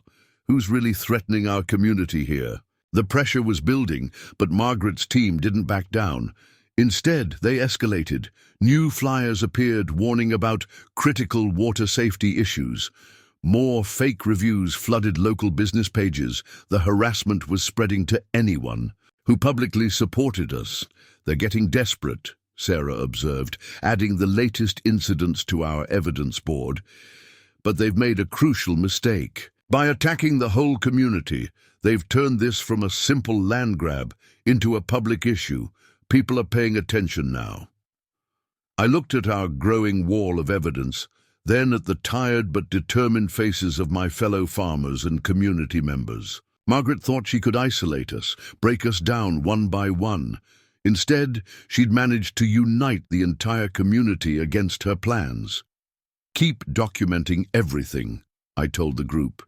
Every fake review, every bogus inspection, every threatening letter. They think they can wear us down. Watch what happens when a whole community fights back. The mysterious surveyors returned the next morning, but this time they brought heavy equipment. I watched from my porch as they set up what looked like drilling machinery near the county road. When I approached to ask what they were doing, they quickly produced permits for geological testing. These permits are for residential construction. Testing, I pointed out. This is agricultural land. Their supervisor just smiled. We have all necessary authorizations. Please don't interfere with official county business. I was photographing their equipment when a familiar black sedan pulled up, the same one I'd seen outside the county records office. This time, a man in an expensive suit stepped out, followed by Margaret and someone I recognized from Pinnacle Development's website as their chief operations officer. Mr. Richardson, Margaret called out, her voice dripping with fake concern. "I hope you understand these tests are necessary for community safety. We've received very disturbing data about groundwater contamination patterns. I noticed the Pinnacle executive checking his watch repeatedly, looking anxious. They were in a hurry. But why here? Why this specific spot?" I called Sarah immediately. "They're drilling test holes along my northern boundary. Something's got them excited." "Don't let them start drilling," she said urgently. "I just found something. In the old survey maps, that area has a direct connection to the deep aquifer. If they can prove contamination there, they could fast-track their entire development plan," I finished. "But they need actual contamination evidence, not just their fake reports." That's when it hit me. I remembered something from my father's old files about that particular section of the property. "Sarah, check the 1956 agreement. Was there ever an amendment about agricultural chemical storage?" I heard papers shuffling. "Yes, in 1972, it designated specific areas as prohibited for chemical storage due to aquifer vulnerability." "Why?" "Because they're not looking for existing contamination," I realized. "They're planning to create it." I watched as the Pinnacle executive handed something to the drilling supervisor. From my angle, I could see what looked like sealed containers being loaded onto their equipment. "Get the EPA on the phone," I told Sarah, "and call the sheriff. Tell them we have evidence of attempted environmental contamination. I'm going to stall them." I walked toward the drilling site, phone camera recording. "Everything. Interesting equipment you've got there," I called out. "Mind explaining what's in those containers?" The supervisor quickly tried to hide them under a tarp, but I'd already gotten clear video. Margaret stepped forward, trying to block my view. "Mr. Richardson, this is a county-authorized inspection. If you interfere—" "Funny thing about county authorizations," I interrupted. "They require proper documentation. Like these permits you're using, they're for residential soil testing, not agricultural land. And they definitely don't cover unauthorized chemical introduction into a protected watershed." The Pinnacle executive's face went pale. He grabbed Margaret's arm and whispered something urgent in her ear. "You have no proof of any unauthorized activities," Margaret declared, but her voice wavered. "Actually, I do." I held up my phone. "I've got clear video of those containers being transferred, and I've got copies of the original survey maps showing exactly why you chose this spot. This is the most direct access point to the aquifer, isn't it?" The drilling supervisor was already backing away from his equipment. Smart man, he knew better than to be caught in the middle of an environmental crime. "You're making very dangerous accusations," the Pinnacle executive said smoothly. "Our lawyers will be in touch." "Perfect," I replied. "They can explain to the EPA why you're carrying unauthorized chemicals onto protected watershed land. I'm sure they'll be very interested in those containers." As if on cue, we heard sirens in the distance. The Pinnacle executive practically ran to his car. Margaret stood her ground for a moment longer, her face a mask of fury. "You have no idea what you're doing," she hissed. "This development is happening with or without your cooperation." "No, Margaret," I said calmly, still recording. "You have no idea what you've done. Attempting to contaminate a protected water source? That's not just an environmental crime. That's federal prison time." The sheriff's cars were visible now, coming up the road. The drilling crew was already packing up, wanting no part of what was coming. Margaret finally retreated to her SUV, but not before giving me one last venomous look. I waited until she drove away, then checked my phone. Sarah had sent multiple messages. EPA officials were en route. She'd also contacted the State Water Board. Turned out they were very interested in hearing about attempted aquifer contamination. Looking at the retreating vehicles, I couldn't help but smile.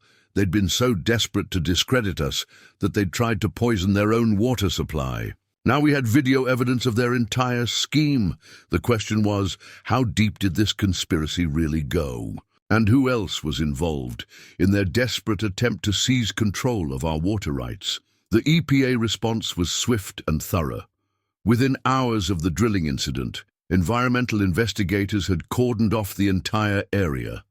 They collected samples from the mysterious containers which the drilling crew had conveniently forgotten in their rush to leave, documented the unauthorized drilling equipment, and took extensive soil samples. But the real bombshell dropped when Robert called me that evening. "You need to see this now," he said, his voice tense. "Remember those emails I found between Margaret and the State Water Board? There's more. A lot more." 20 minutes later, I was in my office with Sarah, Jack, and Robert, staring at printouts spread across my desk. What we found made the drilling incident look like a minor problem. "These go back 18 months, Robert explained, pointing to email timestamps. "Before Margaret was even on the HOA board. Pinnacle Development had this whole thing planned from the start. Look at the meeting minutes from their corporate board. The documents revealed a scheme so ambitious it was almost impressive. Pinnacle hadn't just wanted our farms. They were planning to control the entire region's water supply. The development project was just phase 1. See this?" Sarah pointed to a confidential memo. "They've been buying up water rights all across the state. But this aquifer was their golden ticket. Once they controlled it, they could essentially hold the whole region's water supply hostage." "But why Margaret?" Jack asked. "Why work through the HOA?" Robert pulled out another document. "Because of this, state law requires local approval for major water rights transfers. By working through the HOA, they could make it look like a community-driven initiative. That's why they needed her as HOA president." The evidence was damning. Emails showed Margaret had been on Pinnacle's payroll long before she ran for HOA president. The company had orchestrated everything, from the fake security concerns to the coordinated harassment campaign against local farms. "Here's the clever part," Sarah said, highlighting a section of their project timeline. "They never actually needed to prove contamination. They just needed to create enough doubt to justify an emergency review. Once they controlled the HOA and had their people in the water board, they could push through whatever changes they wanted," I finished. "The development was just a cover story, but they'd made one crucial mistake. In their rush to seize control, they'd left a paper trail. The emails, the corporate documents, the fraudulent permits, it was all there. And now, with the EPA involved and evidence of attempted environmental contamination, my phone buzzed. A news alert. The local station was running a story about potential environmental crimes at Willow Creek Estates. They had footage of the EPA investigators and were asking questions about the drilling incident. Then another call came in. Emily from the county records office. "You're not going to believe this," she said. "Pinnacle just tried to digitally alter their permit applications. They're destroying documents as we speak." Sarah was already on her laptop, downloading copies of everything Robert had found. "They're panicking," she said. "This is way bigger than just our farms now. If the EPA traces those chemicals..." Right on cue, my security system pinged. Margaret's SUV was at my gate again, but this time she looked different. Gone was the arrogant HOA president. She looked nervous, almost desperate. "Mr. Richardson," she called out as I approached. "We need to talk. Privately. Things are happening that you don't understand." "Actually, Margaret, I understand perfectly." I held up copies of the emails we'd found. "Like how Pinnacle hired you specifically to take over the HOA. Or how this whole harassment campaign was planned before you even became president." Her face went white. "Where did you get those?" "The better question is, who else has copies?" I looked pointedly at her phone, which was buzzing constantly. "Seems like Pinnacle's realizing their plan isn't so secret anymore." "You don't understand what you've done," she said, her voice shaking. "This went way above my level. There are people involved, powerful people." "That's exactly what we're counting on," I replied. "Because once the EPA traces those chemicals, they're going to want to know exactly who authorized their use. And something tells me Pinnacle's executives aren't going to take the fall alone." She left quickly after that, her tires spraying gravel. Within minutes, my phone was flooded with messages. The other farmers had spotted similar scenes, Pinnacle executives making panicked visits trying to contain the damage. But it was too late. The truth was out, and it was bigger than any of us had imagined. This wasn't just about protecting our farms anymore. We'd uncovered a conspiracy to privatize and control the entire region's water supply, and we had the evidence to prove it. With the truth about Pinnacle's water-grabbing scheme exposed, we had to move fast. Sarah convened an emergency meeting at my farm, but this time it wasn't just farmers attending. The room was packed with environmental lawyers, EPA investigators, state water board officials who hadn't been compromised, and even a couple of FBI agents interested in the corporate fraud angle. "We've got less than 48 hours, Sarah explained, standing next to our evidence boards. "That's how long before Pinnacle's lawyers try to seal all these records. We need to file everything we have with multiple agencies immediately." The EPA investigators had already confirmed our worst fears. Those containers from the drilling site, they contained concentrated agricultural chemicals, the exact ones mentioned in Margaret's fake contamination reports. They'd been planning to create the very problem they'd been accusing us of. "It gets worse," one of the FBI agents added. "We've traced similar patterns at 3 other Pinnacle development sites across the state. Same playbook. Take control of local water rights, force out agricultural operations, then resell the water access at premium rates." Jack arrived with more documents from his daughter at the county office. "They're shredding papers as fast as they can," he reported. "But Emily managed to save these. Purchase agreements for water rights, all ready to go. They were planning to announce them right after they discovered the contamination. I was adding these new documents to our evidence board when Robert called. "Margaret just called an emergency HOA board meeting for tomorrow morning," he said. "They're trying to push through some kind of emergency water management resolution before everything falls apart." Sarah smiled grimly. "Perfect. Let them dig themselves deeper." We spent the next several hours preparing our counterattack. The EPA was ready with cease and desist orders for any unauthorized water testing. The state water board's honest officials had emergency protection orders drawn up for the aquifer. The FBI had subpoenas ready for Pinnacle's corporate records, but we needed more. Local support would be crucial in the coming fight. "Get everyone you know to that HOA meeting," Sarah advised. "Homeowners, business owners, anyone affected by their harassment campaign, it's time to show them what community really means." I started making calls. Lisa from the restaurant promised to bring documentation of every false health complaint. The Patels had records of all the fraudulent dairy inspections. Mrs. Rodriguez had screenshots of the fake reviews and evidence of delivery interference. Tom Davidson arrived with something even better. Security camera footage showing Margaret's people deliberately damaging his Apple storage facility before declaring it unsafe. The FBI agents were particularly interested in that one. "But here's the real smoking gun," Sarah said, pulling out a final document. "Remember that watershed agreement from 1956? Turns out it wasn't just about water rights. It established a legal framework for sustainable water management that's still binding today. Every attempt to circumvent it, including Margaret's HOA, manipulations, is technically a federal offense." The FBI agents exchanged looks.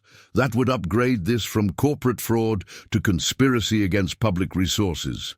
One noted, "Much heavier penalties." As we organized our evidence for the various legal filings, my security system pinged again. More Pinnacle executives were driving around the neighborhood looking increasingly desperate. They knew their scheme was unraveling. "They'll try to buy their way out," one of the EPA investigators warned. "Offer settlements, try to bury it in litigation." "Let them try," Sarah replied. "We're not just fighting for our farms anymore. This is about protecting public water rights from corporate takeover. No settlement is going to make that go away." I looked at the faces in my farm office, federal agents, environmental lawyers, honest officials, and my fellow farmers, all brought together by one company's greed and one HOA president's willingness to sell out her community. "Tomorrow's meeting should be interesting," Jack commented, reviewing our battle plan. "Think Margaret knows what's coming?" "She knows something's wrong," I said, remembering her desperate visit earlier, "but I don't think she realizes just how complete their failure is going to be." We worked late into the night, making copies of everything, filing reports with multiple agencies, preparing statements for the media. Every document was carefully logged and secured. We weren't taking any chances with evidence disappearing. "Get some rest," Sarah advised as people finally started leaving. "Tomorrow's going to be a long day." Looking out over my fields in the moonlight, I thought about all the generations of farmers who'd protected this land and its water. Margaret and Pinnacle thought they could just sweep us aside with their corporate schemes and legal tricks. Tomorrow, they'd learn what happens when you mistake patience for weakness and tradition for obsolescence, just before dawn on the morning of the HOA meeting. I discovered their final desperate attempt to salvage their failing scheme. My security cameras picked up movement at the property line. Not the usual surveyors or fake inspectors this time, but a full construction crew, complete with heavy machinery. They were setting up to dig trenches right along my fence line, supposedly for emergency waterline inspection. The work order they posted on my gate claimed critical infrastructure maintenance, but the company logo on their trucks matched another one of Pinnacle's shell corporations. I immediately called Sarah. "They're trying to physically cut off our water access before the meeting," I explained, watching more equipment arrive. "If they damage the main supply line, they can claim it was an accident during routine maintenance," Sarah finished. "Then blame the service disruption on your unsafe farming practices." Classic last-ditch tactic, but we'd prepared for something like this. Within minutes, Jack arrived with his own heavy equipment, the kind of serious machinery you need to run a major feed operation. The Patels brought their farm vehicles, and Tom Davidson showed up with 3 tractors. "Funny thing about farm equipment," Jack grinned as we positioned our vehicles strategically around the property line. "It tends to break down at the most inconvenient times, right in the way of any unauthorized construction work." The construction crew's foreman looked increasingly uncomfortable as more farmers arrived, each parking their equipment in perfectly legal but thoroughly obstructive positions. Even Mrs. Rodriguez joined in, her delivery van coincidentally needing maintenance right by their access point. "You can't interfere with authorized maintenance," the foreman argued, waving his work order. "We're not interfering with anything," I replied calmly. "We're just doing routine farm equipment maintenance. By the way, did you file for proper utilities inspection before planning to dig here? Because I have some interesting documents about the water lines you're supposedly maintaining." Sarah had already called the county utilities inspector, one of the honest ones, who arrived looking very interested in their work order. "Funny," he said, reviewing their paperwork. "I don't see any approved inspection permits for this area, and these line locations don't match our records at all." The construction crew started packing up almost immediately. They knew better than to risk their licenses on obviously fraudulent work orders, but Margaret, who had just arrived in her SUV, was livid. "You're blocking critical infrastructure maintenance," she shouted, her composure finally cracking completely. "This is exactly the kind of reckless behavior that proves we need immediate intervention." "Actually," said a new voice, "the only thing being proved here is attempted utility tampering." We turned to see 2 EPA investigators walking up, accompanied by county sheriff deputies. They'd been documenting everything since the crew first arrived. "Mrs. Thornton," one of the investigators said formally, "we'll need you to explain why you authorized construction work over a protected aquifer access point without proper environmental impact studies or valid permits." Margaret's face went through several interesting colors. That is, the HOA has authority. The HOA has no authority to authorize utility work. The inspector cut in, especially not through an unregistered contractor with no valid permits. Her phone started ringing, probably Pinnacle's lawyers realizing their last plan had backfired spectacularly. But she didn't answer it. Instead, she turned to me with a look of pure desperation. "Name your price," she said quietly. "Whatever they're paying you to fight this, we'll double it, triple it. Just make this go away." I looked around at my fellow farmers, at our community members who'd come to support us, at the law enforcement, officers documenting everything. Then I looked back at Margaret. "You still don't get it, do you?" I said. "This was never about money.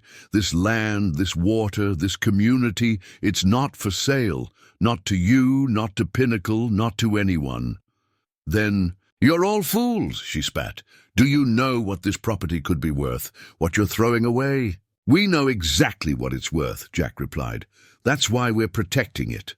As Margaret stormed back to her SUV, Sarah stepped forward. "By the way," she called after her, "you might want to check your phone. The FBI just served search warrants at Pinnacle's offices. Something about corporate conspiracy and environmental crimes." Margaret's SUV peeled out so fast it left rubber on the pavement. The construction crew was already gone, leaving their urgent maintenance for another day that would never come. "Well," said the EPA investigator, finishing his photos of the scene, "I think we've got everything we need here. Should make for an interesting HOA meeting." Looking at the sun rising over my fields, I couldn't help but smile. They'd tried everything: harassment, fraud, force, and finally bribery. All they'd managed to do was prove exactly why this land needed protecting from people like them. The HOA meeting room had never been so packed. Every seat was taken. People were standing along the walls, and more were trying to squeeze through the door. Homeowners, farmers, local business owners, and even some media representatives who'd caught wind of the EPA investigation. Everyone wanted to see how this would play out. Margaret sat at the front table, trying to maintain her composure, but her usual polished appearance was notably frazzled. The remaining board members looked uncomfortable, especially after seeing the FBI agents quietly take positions at the back of the room. Robert, our ally on the board, was calmly reviewing a thick stack of documents. "Before we begin," Margaret announced, her voice slightly shaky, "I want to address some malicious rumors that have been circulating about our community safety initiatives." "You mean the illegal attempted contamination of our water supply?" I interrupted, standing up. "Or the fraudulent inspection reports? Or maybe the corporate conspiracy to seize control of regional water rights?" She tried to bang her gavel, but the room was already erupting with questions from homeowners. They'd all seen the news about the EPA investigation, the construction crew's attempted sabotage, and the FBI raid on Pinnacle's offices. "Order!" Margaret shouted. "This is an unauthorized disruption." "Actually," Sarah said, stepping forward with a stack of papers, "this is now a formal hearing regarding multiple violations of state and federal law. Mrs. Thornton, you've been served." She placed legal documents in front of each board member. "These detail the criminal conspiracy between Pinnacle Development Group and certain HOA board members to illegally seize control of protected water rights through fraudulent means." The FBI agents moved closer as Margaret frantically flipped through the papers. Her face went pale as she realized the extent of the evidence against her. "This is all a misunderstanding," she stammered. "The board was simply acting in the community's best interest." "By trying to poison our water supply?" Jack called out. "By harassing local farmers? By filing false health reports against local businesses?" I stepped to the front of the room and connected my laptop to the projector. Up came our evidence wall. Every document, every email, every piece of proof we'd gathered over the past weeks. "Let's talk about what was really happening," I said. How Pinnacle hired Margaret specifically to take over the HOA. How they planned to use fake environmental concerns to seize control of the aquifer. How they intended to resell our water rights back to us at premium rates. The room fell silent as I clicked through the evidence. Emails showing the conspiracy, financial records revealing hidden payments, footage of their attempted sabotage, the fake inspection reports, the fraudulent work orders, and here's the most damning part. I continued pulling up the watershed agreement. Every action they took violated not just HOA bylaws, but state and federal law. They weren't just harassing us, they were committing environmental crimes. One of the EPA investigators stepped forward. We've confirmed attempts to deliberately contaminate the aquifer to force an emergency review.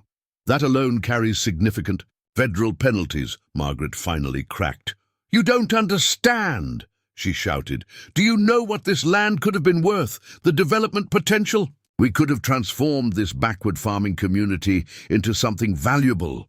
The room erupted again, but this time in anger. Homeowners stood up, sharing stories of how the farms had drawn them to the area in the first place. Business owners testified about Margaret's harassment campaigns. Parents spoke about the value of having local farms supply their schools and restaurants. I think we've heard enough, Robert said, standing up. I move for an immediate vote to remove the current HOA president and all compromised board members pending criminal investigation. The vote was unanimous. As Margaret was escorted out by FBI agents, she turned to glare at me one last time. You've ruined everything, she hissed. No, Margaret, I replied calmly. We've protected everything. Our farms, our water, our community. That's something you never understood. The meeting continued late into the evening as the community began the process of rebuilding. New board members were nominated. People with actual connections to the area, including several small business owners and a retired environmental engineer. As people finally started leaving, sharing congratulations and relief, Sarah pulled me aside. This isn't quite over, she warned. Pinnacle will try to fight the charges, tie things up in court. I looked around at our united community, farmers, homeowners and business owners all working together to protect what mattered. Let them try, I said. We've got something they never counted on, proof of their crimes, and a community that won't back down. The next few days brought a whirlwind of changes. The morning after the HOA meeting, all those mysterious surveyors and fake inspectors had vanished. The drones stopped flying over our properties, and the harassment campaigns against local businesses suddenly ceased. It was like someone had flipped a switch. The EPA teams were still hard at work, methodically testing soil samples and documenting everything around the drilling sites. They'd set up a mobile command center in the community center parking lot, much to the fascination of local kids who'd stop by after school to watch the environmental scientists at work. Preliminary results are clear, the lead investigator told me, showing me their findings. They were definitely planning to introduce contaminants into the aquifer. If we hadn't caught them, he shook his head grimly, the damage could have affected the water supply for generations. The FBI's raid on Pinnacle's offices had yielded even more evidence. Robert called with updates from his contacts in the corporate world. The company's in complete chaos, he reported. Board members resigning, executives turning on each other. Apparently, this wasn't their first attempt at water rights manipulation, just their most ambitious.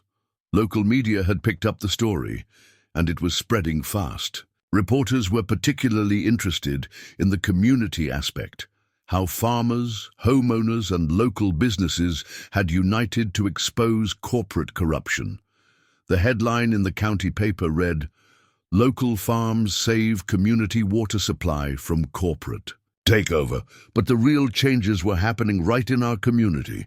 The new HOA board's first action was to formally rescind all of Margaret's security protocols and bogus violations. Tom Davidson's Apple storage facility was quickly re-inspected and cleared. The Chen family's vertical farm had their power fully restored. Mrs. Rodriguez's delivery routes were suddenly unobstructed. The Patel's dairy farm hosted an open house, inviting the community to see their operations firsthand. The turnout was overwhelming. Hundreds of people came to learn about sustainable farming practices and water conservation. Even former critics from Willow Creek Estates showed up, many apologizing for believing Margaret's lies. "We never knew how much went into maintaining the watershed," one homeowner told me. "All those years we thought the HOA was protecting our property values. Turns out you farmers were the ones really protecting our community." Lisa's restaurant was packed again, proudly serving local produce. She turned Margaret's harassment campaign into a marketing opportunity, creating a new menu featuring ingredients from every farm they'd tried to shut down. The Community Unity Salad became her most popular item. The school board voted to not only reinstate but expand the farm-to-school program. They invited local farmers to help design an agricultural education curriculum, teaching kids about sustainable farming and water conservation. The Patel's daughter was hired to coordinate the program. Jack's feed store became a sort of unofficial community center. People would stop by not just for supplies, but to share news and updates about the ongoing investigation. He set up a bulletin board tracking Pinnacle's collapse, which became quite a talking point. One morning, I found a stack of letters in my mailbox. Not complaints or violations this time, but thank you notes from community members. Many included stories about their connections to local farms, memories of visiting our properties, and promises to help protect our agricultural heritage. Sarah called with updates from the legal front. Pinnacle's trying to distance themselves from Margaret and the other conspirators, she said. They're claiming it was all rogue employees acting without corporate approval, but we've got the paper trail proving otherwise. The State Water Board had launched a full investigation into how Pinnacle's permits had been approved. Several officials had already resigned, and there were hints of a wider corruption probe in the works. But the most satisfying moment came when workers arrived to remove the Willow Creek Estates luxury living signs at the development entrance. The new HOA board had voted to return to the original name, Willow Creek Community, where farm and family thrive. "You know what the irony is?" Jack said, as we watched them take down Margaret's pretentious signage. "Property values are actually going up now that people know the water supply is protected. Turns out, having sustainable farms as neighbors is a selling point." Looking out over my fields that evening, I could see the EPA teams finishing up their work, the last rays of sun glinting off their equipment. The spring that had sparked this whole conflict burbled peacefully, its waters still pure and protected. Families were out walking the reopened trail that connected the residential areas to the farms, many stopping to watch the sunset over the fields. Children played near the fence, asking questions about the crops. It felt like the community Margaret had tried to destroy was actually stronger now than ever before. 6 months after the showdown at the HOA meeting, the changes in our community had become permanent and positive. The legal proceedings against Pinnacle Development Group and their conspirators were still ongoing, but their impact on our daily lives had faded into something more like a cautionary tale than an active threat. Margaret and several Pinnacle executives were facing federal charges for environmental crimes and corporate fraud. The FBI's investigation had uncovered similar schemes in 3 other states, leading to a broader probe into water rights manipulation across the country. Our little community's stand had sparked a national conversation about protecting local water resources from corporate takeover. The new HOA board, led by a retired environmental engineer and including representatives from both the residential and agricultural areas, had completely transformed how our community operated. Instead of seeing farms as something to control or eliminate, they actively worked to protect and promote sustainable agriculture. "You know what the biggest change is?" Jack said one evening as we walked our property line. "No more mysterious flags or surveyor marks in sight. People actually talk to each other now. Farmers, homeowners, business owners, we're all working together instead of fighting each other."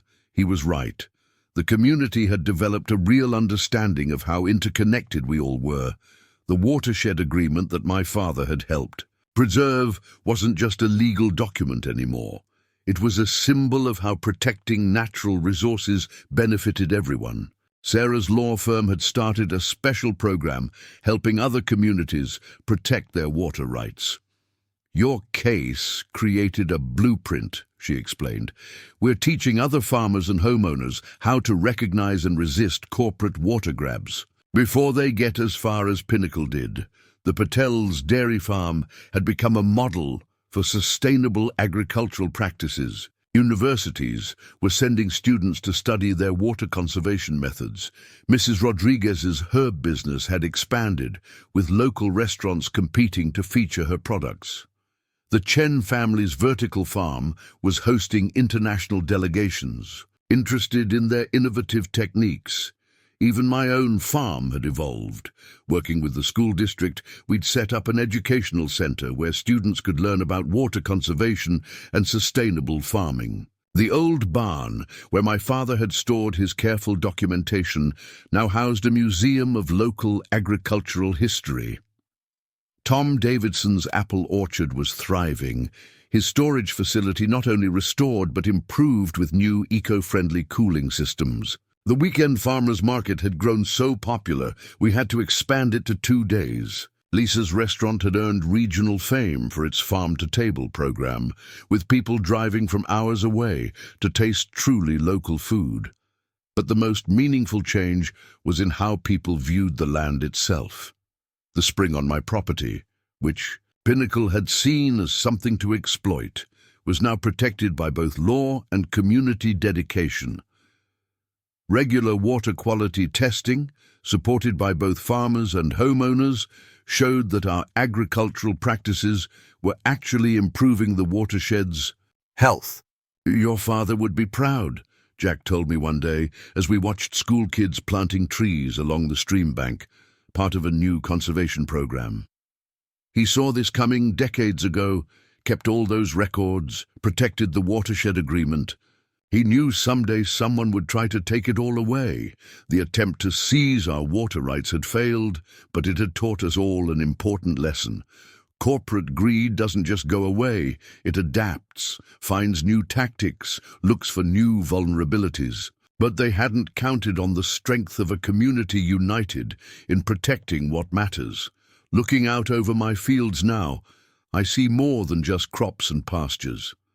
I see the legacy of generations of farmers who understood that being a good steward of the land means protecting it for everyone.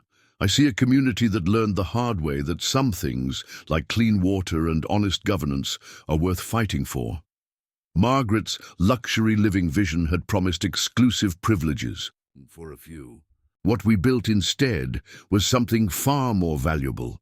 A sustainable community where farms and families could thrive together, where water flowed clean and free, protected by people who understood its true worth.